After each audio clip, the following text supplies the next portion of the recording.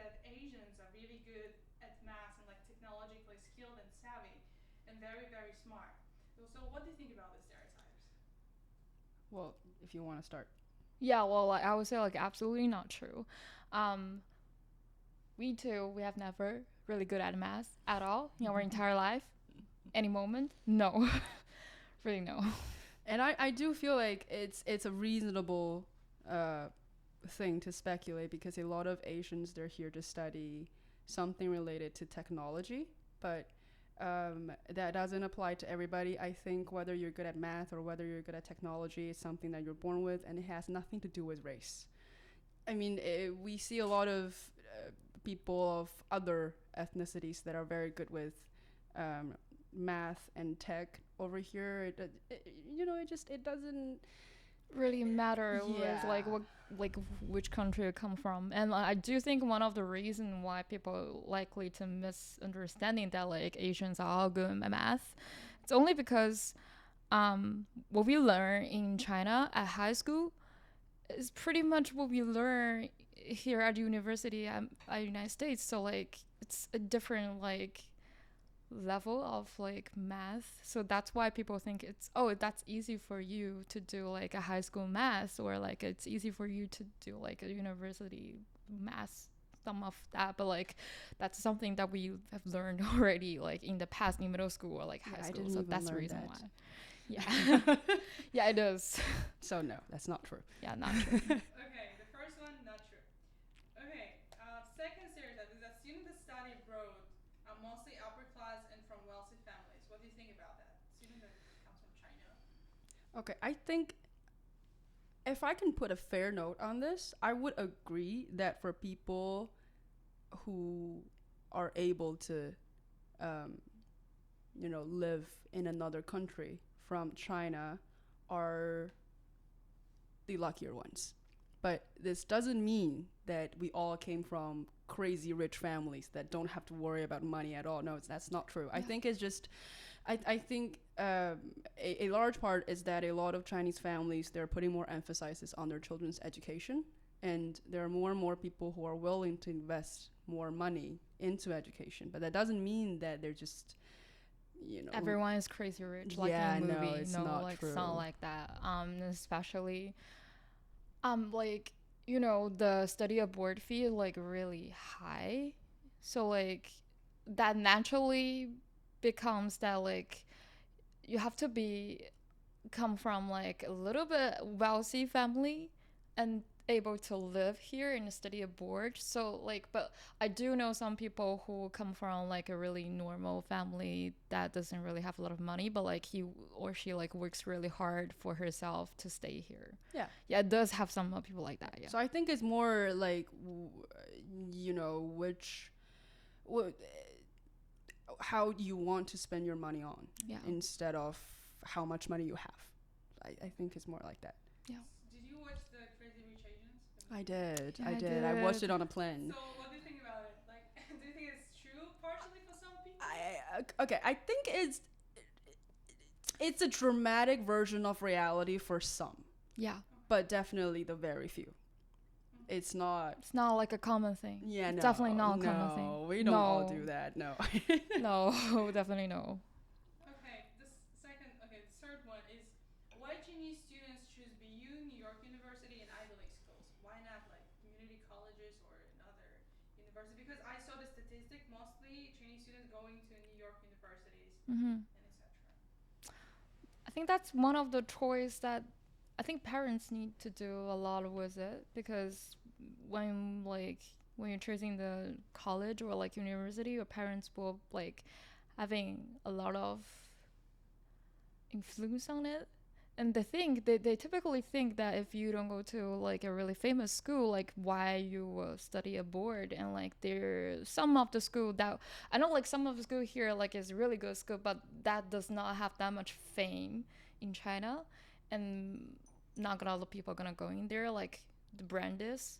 It's not a like a big fame like bigger than BU in China, and I think that's why like a lot of people don't know what this brand is and they don't go there, and they choose like really big fame school like New York University and BU and MIT, Harvard, like these famed school. Yeah. Yeah, I agree. No, because I do feel like a lot of times it's not because, Chinese people only want to go to nice university. It's just like sometimes when you're in another country, you only hear about those few schools. Yeah. And there's a lot of, let's say, very good community colleges or public universities, or like BU's public. No, BU's not. No. Anyways, so there's other public universities that are very, very great schools, but they might not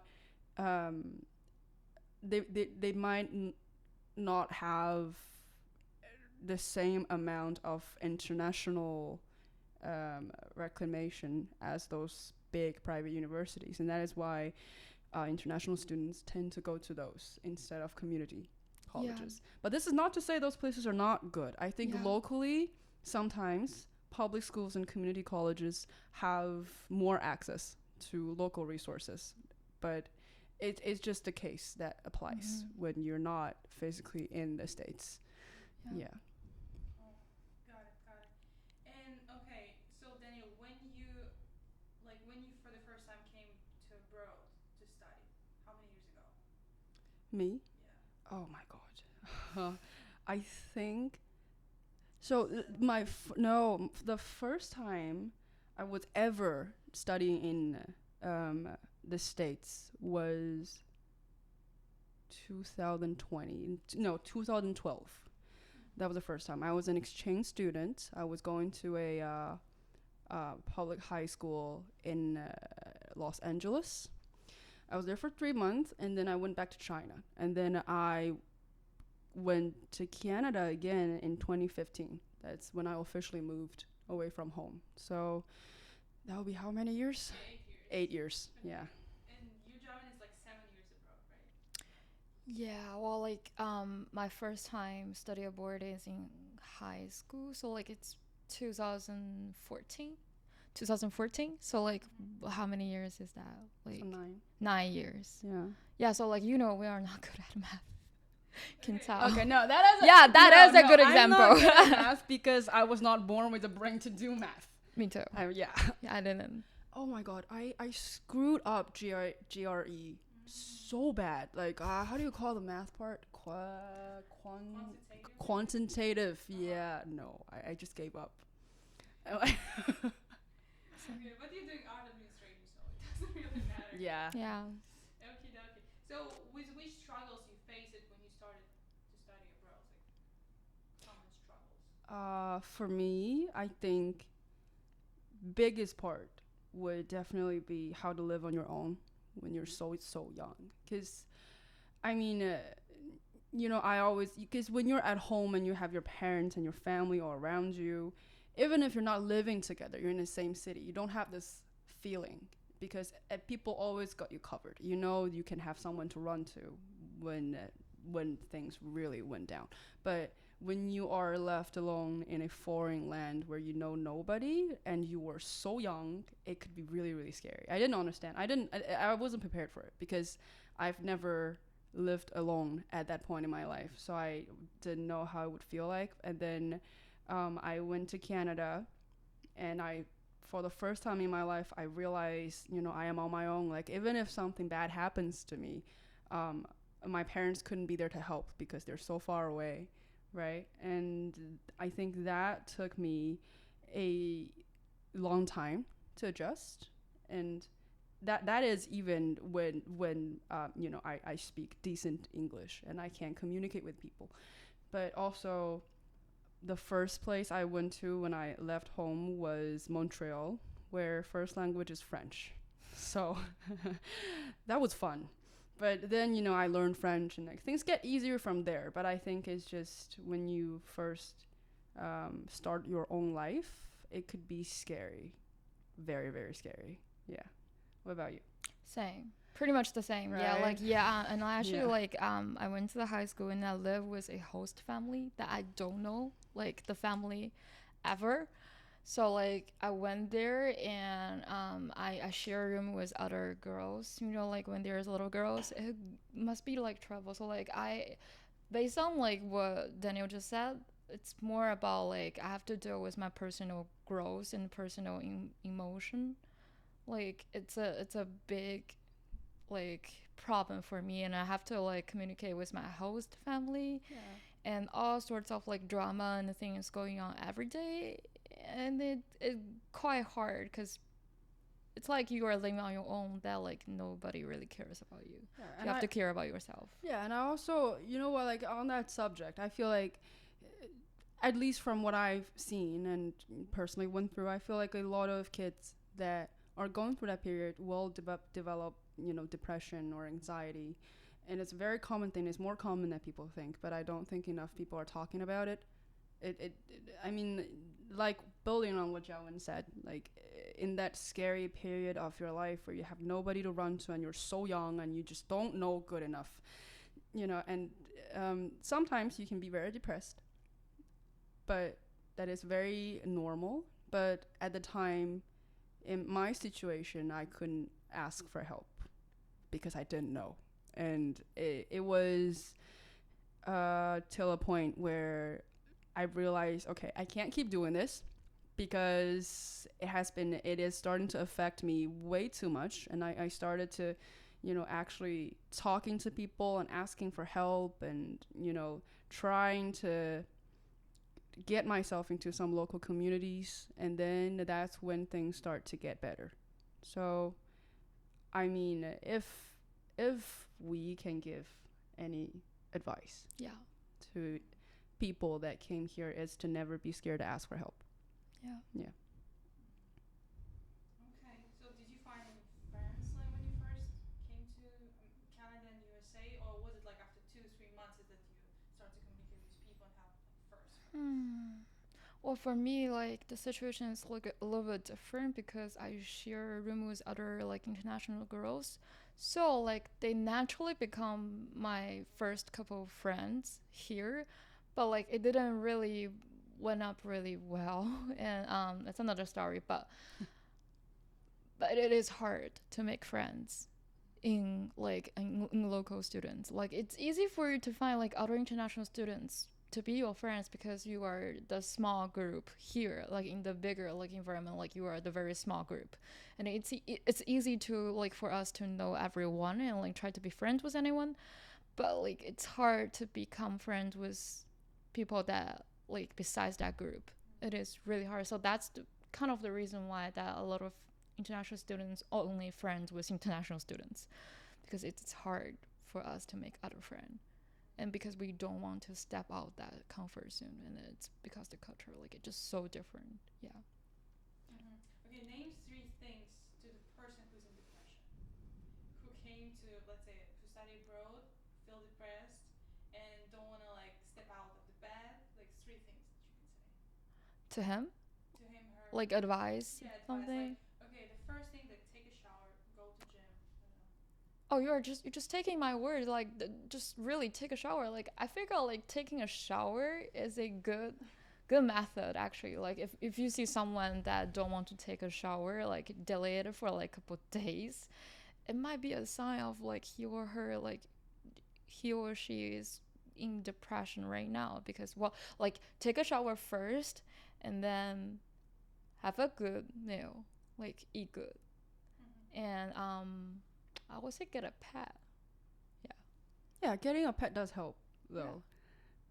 But I feel like for me, if I could build on a friendship thing, I agree that in the beginning it's very hard to make friends, and this kind of ties into the depression advice. I know it might not apply to everyone, but it just for my personal case is to not be scared. Like you have to step out of your comfort zone because you're in a different world, and if you keep letting yourself stuck in the old mind space, you're not getting anywhere further. Because for me, I went through a similar period where it's really hard, everything, because you don't know anything and you don't know anyone. People don't speak your same language. They were brought up very differently. It's scary. But I realized that once I start to look for professional help, school, counseling, yeah, all of those. And then it was just one day I woke up and I decided, I was like, you know what, I'm already stuck here, so might as well do something fun. And then I actually started to meet people, I started to talk to people, and then I start to have a lot of friends, some Chinese, some not, people from all over the world. And then the more you talk to different people, the more you will realize how similar everyone is. Like, it doesn't matter which culture you were brought up in. It doesn't matter what religion you have, or what color your skin is. We're all the same. And I feel like once you realize that, it's going to be a much easier place for you to be, and you're going to have everything a lot easier. Yeah. Okay, got it. We're going to the third part of our podcast. Which life would wait Chinese students from abroad if they will return back to their countries? Will they have like less competition, maybe more privileges, like more job opportunities, like more salary rate or something like this? What do you think about it? I don't know, like it's not a thing anymore, like these years. I think if we're talking in the current situation, then no. Yeah. But I mean, I don't think it's a thing about privileges. Like, are we going to be more comfortable home? Yes, because you will have a lot more connections, right? You have a network that is already built for you. You have something that has been going on for a long time, and then it's easier for you to meet people. It's easier for you to maneuver around, but it won't be easier because there's gonna be more competitions. There we have a lot of people in China, so I don't think it will be easier. We just struggle in different ways. Yeah. More like, Yeah. right? Yeah, because like we have a lot of people, and this year is a lot of international students study abroad. So like it's not quite like a decade ago. Like if you are a study abroad student and you have more like opportunity, but like for now it's really not a big deal that like you say you want to go study abroad in US. That's okay. He go to like England too. Like so like it's not a thing. Yeah. So yeah. Did you ever think about, for example, if you will stay in China and you will go to local university, right? And would you be different than if you like step out the comfort zone and let's say came to Canada or USA? You mean if will we be different if we stayed in China? Yeah, if you just studied at the local university, let's say. Right. Definitely. Right. Definitely. Definitely. Definitely. Definitely. Yeah. 3 times important Which one thing. do you prefer more?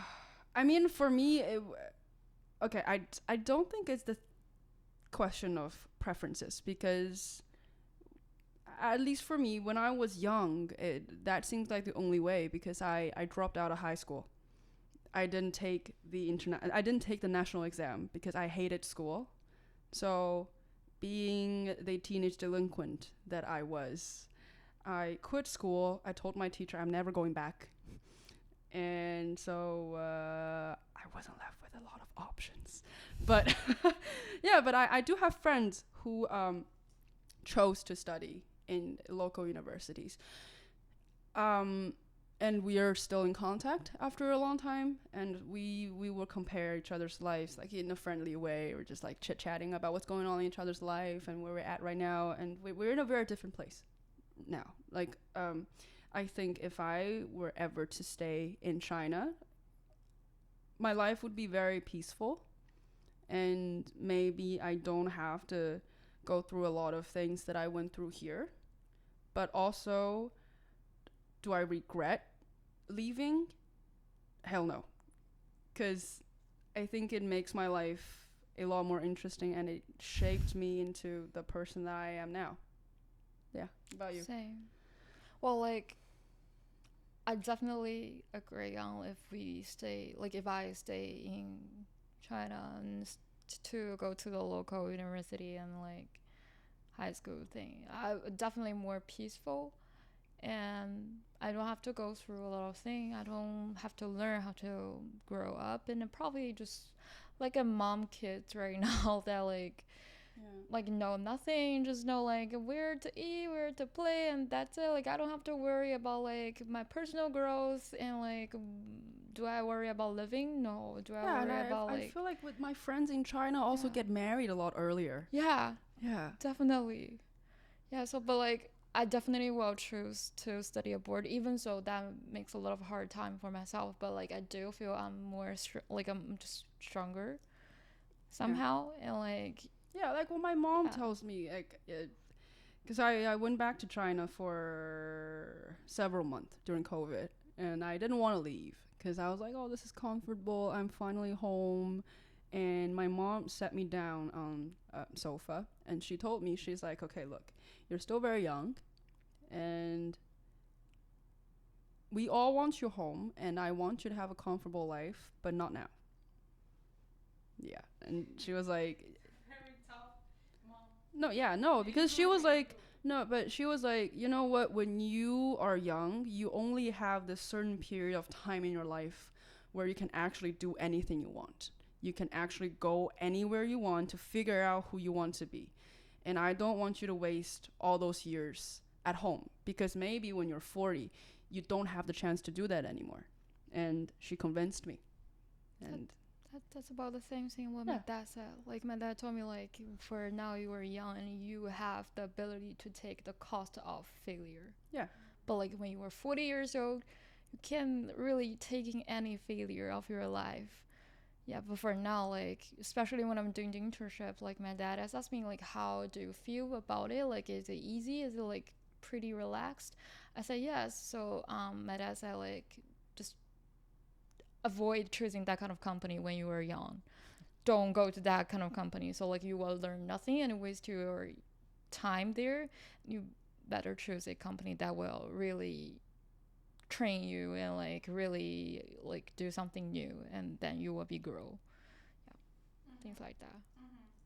Got it. So you mentioned, Daniel, that some of your friends getting married or like they thinking about marriage. yeah. So we're going to the next part of relationship advices. Dope. It Cool. seems that you have girls a lot of experience. So what you can suggest to our viewers about the relationship advice, plus your international students, you learn this new language, right? They have different mentality and all this kind of. So also this question is, for example, is it better to date someone who knows your culture, knows your language, or it's better to try something completely different? I don't know. Like I've never dated a non-Chinese guy. Okay, I think for me, dating someone in your culture is easier, obviously, because you have a lot of things in common. But it doesn't mean they're good for you. Like, you know, like just because you came from the same cultural background doesn't mean that person's good for you. And I feel like sometimes when you meet someone who is not from the same culture with you but make you feel at home, everything works out itself. So, you know, I used to think it was a big thing. I used to think, oh, I have to date someone from my same cultural background, or else how would I talk to him?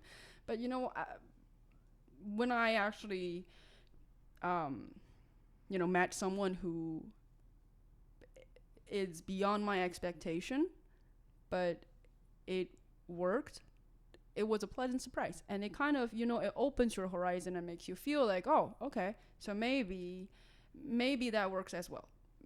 You know, so don't restrain yourself into a certain kind of stereotype. Like, yeah, nobody has a type. Yeah, it's not a bad thing to try new things. Yeah. Oh, and also like the biggest advice I have is don't be hurried to get married. Yeah. No, don't be hurried to get married. Why do you think so? Because we are like from China, like it's a lot of people still like very traditional, like about you have to get married at a certain age, and then 2 years later you're gonna have kids and like one boy, one girl, something like that. But like no, that's not the truth. That's not like what you're living, like why you are lived for. Like you are not born to be someone that only can get married and having born to children, but like age is not the limitation for you. If you want to get married, 22 years is not too young, and 40 is not too old. Like, don't really be worried about that. Like, it's not your mission to get married or like having kids. So just have your fun, like have fun, having fun, and find yourself. And when you find a guy that you think he is okay to get married, I'm not saying okay, but like he is worth to get married, then get married. Doesn't matter like how old you are. 52, okay, totally fine. Mm-hmm. Yeah, I agree, because there were times in my life where I thought I was going to get married, but I'm not going to say getting married is not good, because there were good things about it. But I'm just saying there are also perks of not wanting to get married. Mm-hmm. So it's just, there are different views to see, but neither is bad. It's about, if you meet someone and you are sure, or at least for now, that you want to keep hanging out with him, then maybe getting married is a good option. But if you haven't met that person, there's no need of pressuring yourself to find that one person, because it doesn't make sense. Like, everyone has a different pace in their life. Some people get married really early. Some people don't want to do that. Both are fine. My married friends still wants to talk to me. They don't just disappear after they get married. So, I think for especially Chinese girls,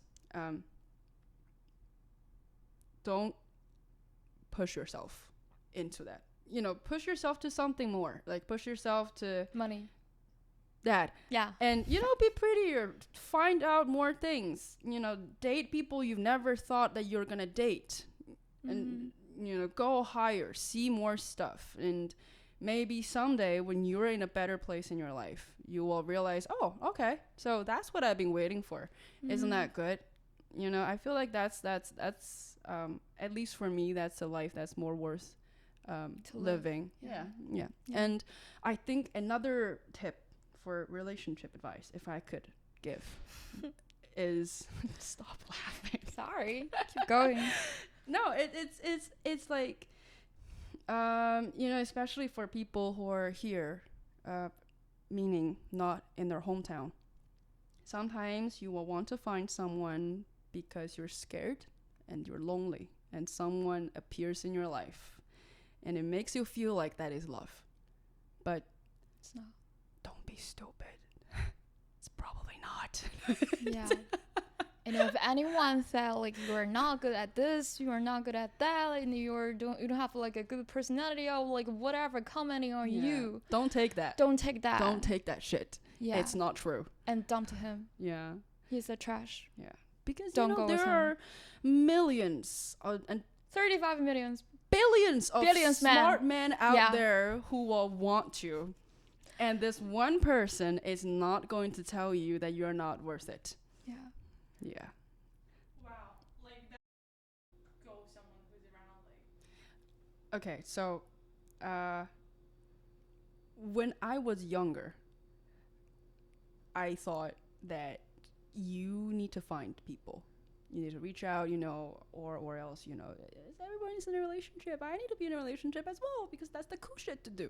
And then as you get older, you start to realize it's an option. It's not mandatory. And I think that if you feel like you want to date someone, or like you're considering like, okay, maybe this is a good time for me to start dating, you do you.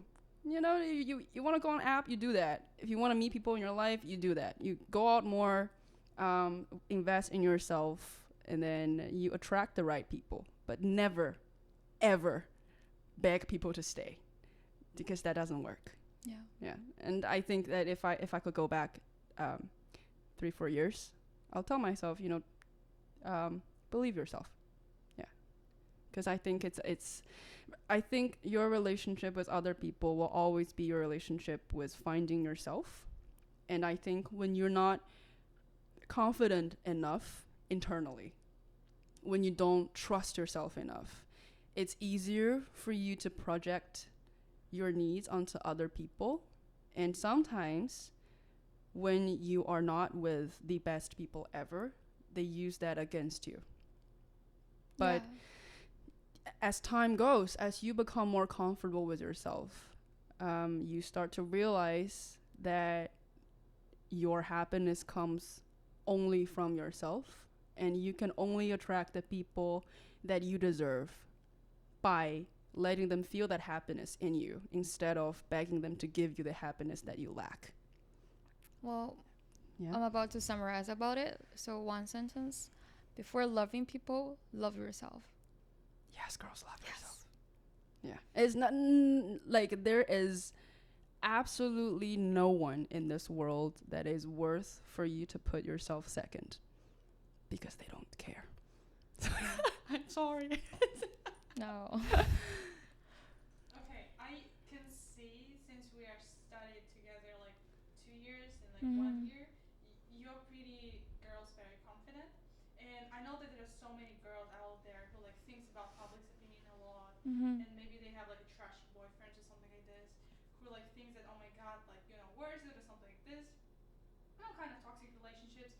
And what kind of tips or advice you can give to the girls, like to be more confident, believe in yourself? Date more people. No, I'm kidding. No, don't. Jeez. Well, I have one actually. Like, Yeah. don't compare. See yourself. Then you can have a better like path for yourself to develop, because like everyone's on different pace. So like if you want to compare to like, oh, she's prettier than me, oh, she's like skinnier than me, like, or like what how like other people is richer than you, but like if you can't see yourself, you are always comparing, then you will never get the peace and the happiness, and then you can never develop yourself. So don't compare. There are always gonna be other people at some part like better than you, but like you have other sparkling points that other people don't have.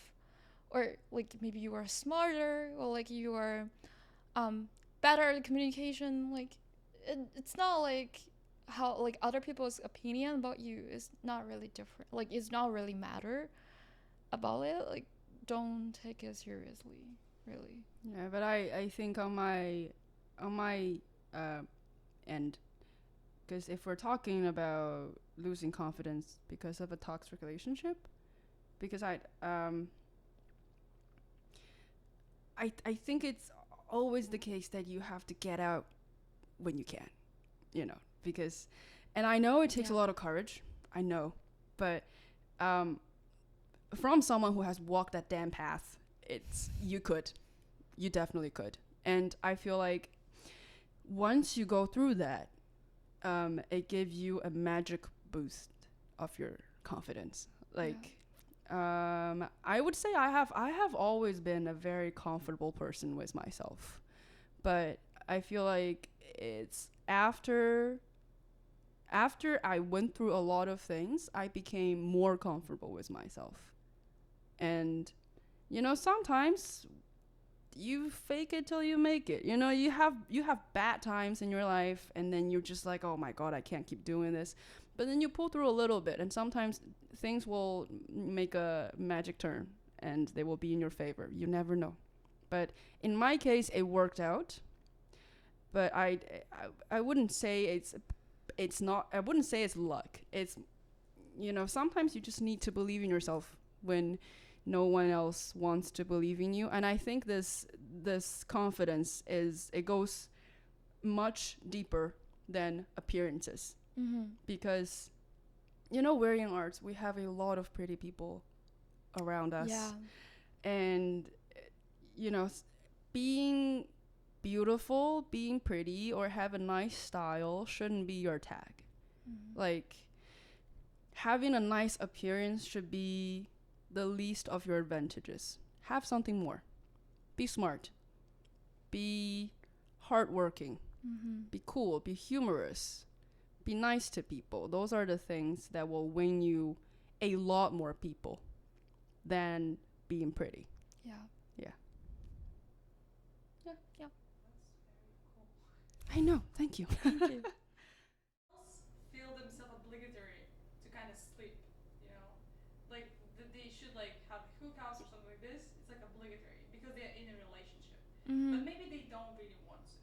You know what I mean? Wait, so like girls are Oh, I got it. obligated to sleep with the Yeah, guy because they're they're like dating? in a relationship. The Right, girl, like, right. Oh, got it. and the girl, she's feeling, oh my god, I'm obligatory to kind of like sleep with him, like stay through the night with him. No. So If what you do don't think want, about all if this you don't, if you don't want to do it, like you don't have to. Like, why you will like listen to the boy and then do whatever they want, because it doesn't make really sense. You are you. Okay, here's the thing, right? I feel like for me, I'm just gonna be really blunt about this.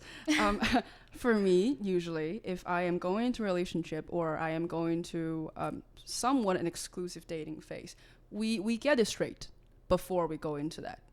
Like, do we want to have sex? Do we want to sleep over? What do you want? What do I want? And if those things match, then we proceed to do the next things, right?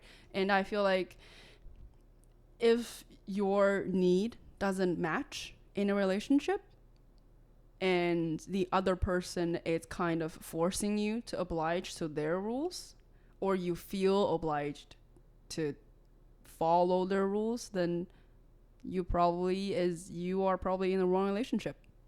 Yeah, because it's like eating, right? Some people prefers meat, some people decide to be vegan, but if you forced a vegan to eat your beef, then you are wrong, right? It's that simple. Yeah. So just find another vegan and you'll be fine. So you mean that it's better to make a kind of contract, like everything should be very like clear?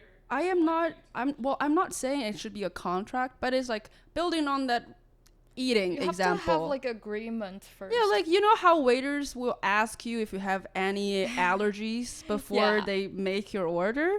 Same thing, right? You know, like have a safe word, have a verbal agreement as to, you know, some people they will say, okay, oh, we have to have sex at least twice before we decide to go into a relationship. Some other people they're like, okay, I really love you, but I don't want to have sex before marriage. Those are perfectly normal. It's just people have different needs, right? So if you go into a relationship, like a serious relationship with another person without even knowing what they want, then it's gonna be problems, right?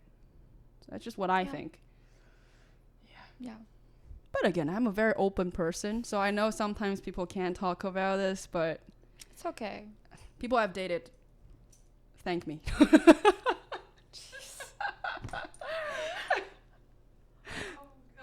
that was really interesting and very intense. The thing is that like really, the more I think, I feel like it's just stereotypical that like usually Asian people that are very like not comfortable talking about openly this type of thing. So that's why, yeah, I think it would be interesting for them to hear that. Yeah. Yeah. Why not? I think sex it's a beautiful thing. I don't think it's something that we shouldn't talk about. I mean, like, yes, don't talk about it on dinner table every day. But don't refrain from talking about it. Because I feel like a lot of girls, especially Asian girls, right? Sometimes we're more conservative about this.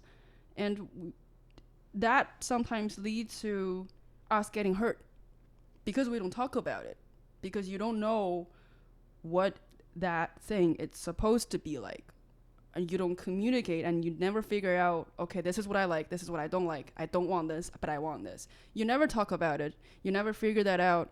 So sometimes you feel forced, or sometimes you are in a very bad situation and you don't know how to do because you don't have your support system with you, right? Because you don't even know if I should ask for support. So I don't think it's a dirty topic. Like, maybe don't tell your mom, but it's okay to talk about it, right? I think we talk about sex. Yeah. Sometimes. Yeah, sometimes. Another question is, what kind of advice or tips you can tell to people who like went through the if someone broke their heart? I'm not talking about only about the relationship. Sometimes friends can break your heart. Sometimes even the words of like a professor or like teacher or like the person that you admire can just say something, like your work is trash or something like this, and you feel like very bad. I don't know, like it depends on the situation. Like if it's like academic things, it's a quite different situation than like it's a broken heart from friends or like relationships. If it's like really academic, I don't know, like I've never really met like someone academically broken my heart. But I think life-wise, because academic things I'm doing well, but no, I think it's just from life. I've had several instances where that happened, but for the most part, I am actually not a very confrontational person. I will try to talk it out. I won't fight about it. I will just try to understand what happened and why that happened. In the beginning, I would try to have a conversation with the other person, and after a few tries, you will start to realize that sometimes people decide to do this to you for unclear reasons. Most of the time, it's just because, sometimes people betray you or people break your heart exactly because they don't want to face you. So that's true. Yeah, right. It won't look good for you if you try to grab them and be like, hey, tell me what happened. Why is this happening so I can improve? No, they won't. If they want to do that for you, they won't leave.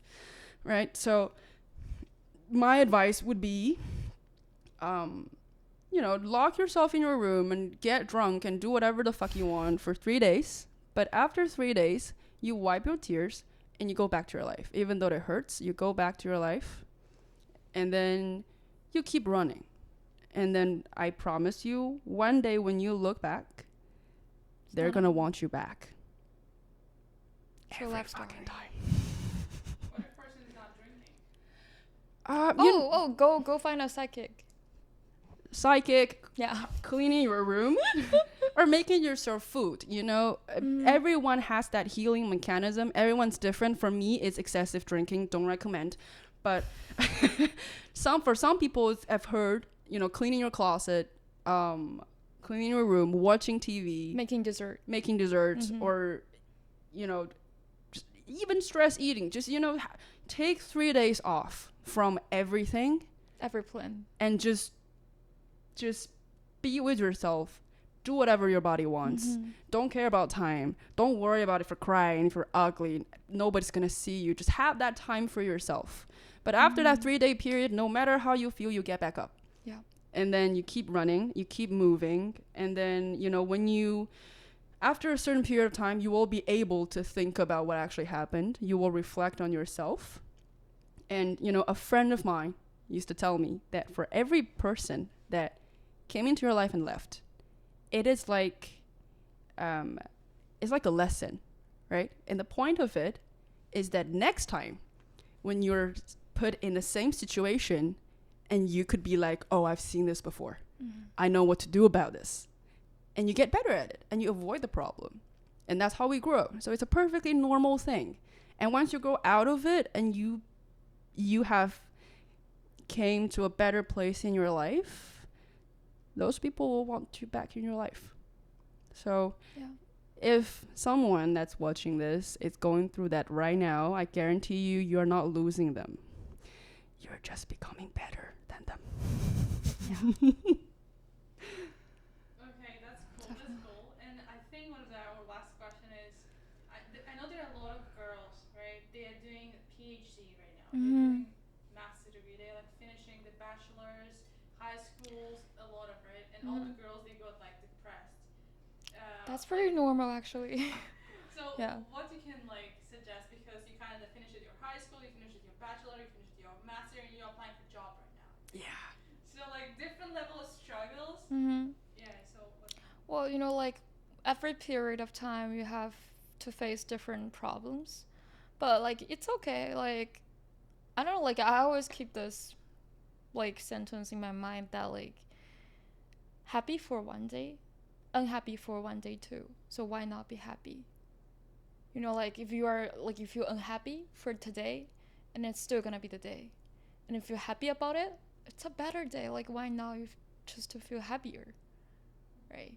So, like, when we have totally know that, like, when we were high school, like, we were stressing about, like, applying to college, applying to university. After getting to the university, like, you were pressured about, like, are you going to a job or, like, you are going to master degree. So, like, once I get into master degree, like, we are facing the problem of, like, how to find a job, like, how to do internship. Like, it's always gonna be problems to see ahead, like, in different period of time in the life. But, like, why don't be like just don't be trapped by one problem. It's a small problem. This remind me of a face that I read on Instagram, and it was Bible. I love it. What? It's like, like when you were, it goes like this, right? Like when you were a child, you think that adulthood is one crisis after another, and when you actually grow up, you realize it's multiple crises. Yeah. Currently happening forever. And that's adulthood. But continue. I just thought about that. Yeah. That's actually a really good one. Like when we were like little, we want to grow up because we think we don't have to do homework, and then like when you really grow up, go to like adulthood, like you really want to go back because you don't have to really think about anything and facing drama, stuff like that. But like the idea is I don't know, like feel precious about the time that when you feel happy and try to make yourself happy every day. And it's always gonna be a new problem, but like once you get through it, you look back, it's really not a really big problem, just like a tiny problem. But like it just seems to be like really huge at that time to you, but like it's really not a big problem when you see it from a lifelong level. Like it's not really a big problem. Yeah, I think that life is a playground, right? Yeah. For the brave, it is it's one game after another. And I think we all need a little bit of that mentality, because if you have absolutely no crisis in your life at all, it means you are not doing anything. Yeah. You're living in a bubble. Like as long as you don't live in a bubble, everyone has crisis. Everyone has problems, no matter what state you are in your life. Like, I feel like, building on what you said, like, we have conquered a lot of things in our life. Like, when you're a kid, you feel like, oh, my God, I'm not getting to college. When I've dropped out of high school, I'm like, oh, holy shit, I'm dead. I got nowhere to go in my life. And then I got into McGill. But my problem didn't stop there. I got into McGill. I solved that problem. I have more problems coming to me, and that I couldn't foresee in that period of life, right? So fast forwarding to now, I thought I was, oh my God, I'm finally done with school. I'm a master now. I'm cool. And then before you know it, there's like 3 more crises waiting for you to deal with.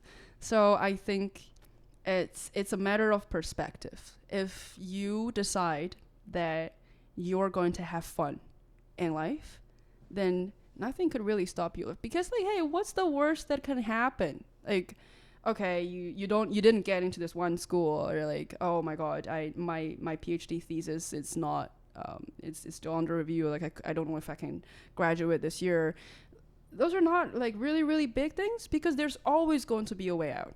Worst case scenario, drop out, go home, take a break, get married. I'm not saying that. Oh, that sounds like a horrible dream. No, but it was a joke. All jokes aside, my point is, I think sometimes we are so absorbed into this result-oriented world that we think only the result matters. It only matters if I get that one result that I want. Mm-hmm. But we often neglect the fact that life is a process, and it's the journey that we need to enjoy. Enjoy the process. Yeah, and I think because everything is so fast-paced, everyone is doing so many things, we always forget that. But we are not here to complete our KPI of life. Yeah. We are here to see stuff, to meet people, figure out what you are, figure out why we're here, figure out what's new about each places that life brought you to. Sometimes seeing things is your result that is good enough. And if this place is not meant for you, you go somewhere else. You don't just disappear, right? So I think I think everyone needs a little bit, Confident about like or like switching just, to different place. or just like chill the fuck out. Yeah. Like, yeah. Oh, I totally got it. Like, when you were in like really high stressed school or like job, it's like you feel like you either like continue doing it, like you or die, but like it's not the deal. Like you can always take a break and take care of yourself and like just hold on to it. Like don't really need to walk on this pathway and to the end. Like there's other pathway you can choose. Yeah. So I think if we're giving advice to the international people that is here, it would be to, enjoy your journey here. See it as a long vacation. Yeah. See it as a legal gap years that you took over here, where you have the opportunity to explore everything you want. And if we have something out of it, that's great. If we don't, well, life still goes on, right? Mm-hmm. So, yeah, that'll be my... Yeah. Same. Right, and the last question is, Danielle, what's the differences that you saw, for example, in Montreal and Boston? Differences between Montreal and Boston? Yeah. Oh. Like, I know that your reason to coming to USA is a little different. Yeah. But like in general, even if you have different circumstances, would you leave the Canada to USA? You know what? I'll start with differences. It's very different. I think, well, because Montreal is kind of like a special place in Canada as well, because it's a city largely made of immigrants, and people speak French over there, and it's a lot of Europeans. And when I was living in Montreal, I didn't really have, I don't realize that people are different, because everyone kind of just hang out with each other, and the pace of life is much slower. People are just enjoying their lives. They're not money goers, really. Like, people don't really care about money. Not saying they don't care, but it just, the government really got people covered. Whereas when I came to Boston, it is still a very beautiful city, but it just seemed to me that people are a little bit more, I wouldn't say materialistic, but people are more driven, and people know what they want, and everyone's living a very fast life that I was not used to. But I think Boston has its perks. So does Montreal. I still love Montreal. I hold it close to my heart because I spend some of my happiest years in Montreal. It will always be somewhat like a hometown to me. But I think if I can choose, I would still come to Boston because, like I've said, life takes you to places. And everywhere you go, it's somewhere you're meant to be. And I've been in Boston for roughly 2 years, and I think I've met a lot of good people here. I have seen a lot of great opportunities. I've developed myself as a person, and I think those things I will not be able to get if I stayed in Montreal. So, do I regret it? No, not really. But, I still want to go back to visit because I have some of my best friends living over there, and it's like a very good vacation place, but not in winter, though. Not in winter. But in summer, Montreal is a very, very beautiful city. And, yeah. Mm-hmm. Got it. And for your job, Yep. do you see the huge differences, for example, between New Jersey and Boston? Because Oh, you studied really? bachelor. Yeah. Well, I studied bachelor in Connecticut, but like I have my high school in New Jersey. So like New Jersey is pretty much the first place I stayed in United States. So like it's definitely very different. Like New Jersey is like a countryside. I'm not saying like New Jersey don't have a city, but like we have a Jersey City, but like I don't live there. The place I live is pretty much just countryside. Like everyone lives in a small town. And there's a couple different small towns around, but like here Boston is really like a city, and like we can take bus, we can take subway, but like in New Jersey, like you definitely have to drive or walk, and that's it. But I do see like it's still feel like a dream place, not dream place, but like it feels like a fantasy when I'm thinking about these high school years I spent at there. It's just so different. Like it's a period of time. Like I'm not sure if it's because when I was really young when I stayed there. It feels like in New Jersey I spend a lot of time to thinking about myself and just seeing the nature stuff, and don't really having that much of information flow and flushing to me like every day, like as we are right now in the city. And it's much slower. Like we got off school bus around like 2:45 every afternoon. Like that's it. That the school day is over, and we can do whatever we want. Like sometimes we will, sometimes we were swimming in the lake, really in the real lake. But I would never do that again right now. But like when I was younger, like I didn't do that. Like swimming in the lake, we will walk with my host family's dog. We were like trying to make dessert with my friends, and we were finish our homework really early. But like it's a slow time that I have a lot of time to think about myself, just sitting by with the nature and really figuring out like my life at that period of time, like which is really different right here. For right now, like it's more like you are on a good pace and like you are keep doing it. But like in New Jersey, it's like loose, very loose. Like you do whatever you want. If you're talking about loose, Montreal is chiller. Yeah, like I don't know, but like I've never been more into winter. Like if I have chance, I will visit here. But like definitely, you see the different of countryside, and like Boston City. Like it's definitely different. But like I appreciate like I spend my teenager time there. So I'm like a little bit chill, like having more time to think about what should I do, and just closing to nature. And I still sometimes missing the time that like I sit by the lake and just watching the swan. Yeah, really. That's, like I pop up in my mind additional question. Would you suggest, for example, someone to come to US during high school or during the bachelor or master or just individualistic? Well, I would say like depends on what kind of people are you. Like if you are a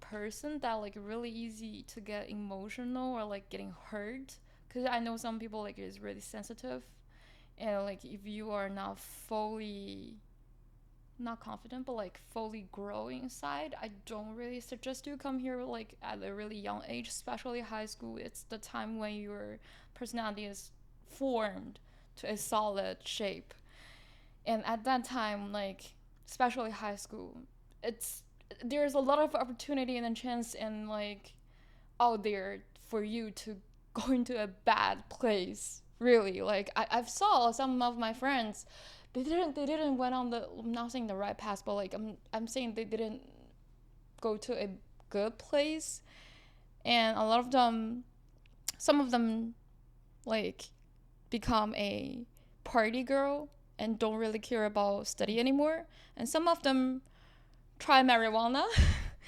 I don't recommend it. There's nothing wrong with marijuana, but don't be addicted. Yeah. That's my suggestion. Yes. But okay, I get it. Like sometimes when you're a child, right? Because Yeah. even though even though I'm not in the States when I was in high school, but I was working. So when you throw a child in a very complicated situation like that, it's confusing. Yeah. And I think when you are really, really young, you don't have the proper knowledge to distinguish What's the good? What's the the good bad? from the bad. Yeah, exactly. So sometimes without parental supervision, it could Make you some trouble. be bad for you. But I have a lot of friends who went to high school or middle school in the States and they're doing fine. I think it really depends on what kind of people you are. Like sometimes when you really know what you want and you're like, you have a clear goal in your mind, you're like, okay, I want to get into this college. I want to get into this university, I want to go on this path in my life, you don't get affected as much. But I think I do agree that you have to have a strong mind if you want to come here at like a really young age. If you want to take that kind of risk when you Yeah. are young, you have to be a very strong person. I think that's the takeaway from this. So thank you guys for coming. This is the end of our episode. Thank you. Thank you. Thank you for having us. Yeah.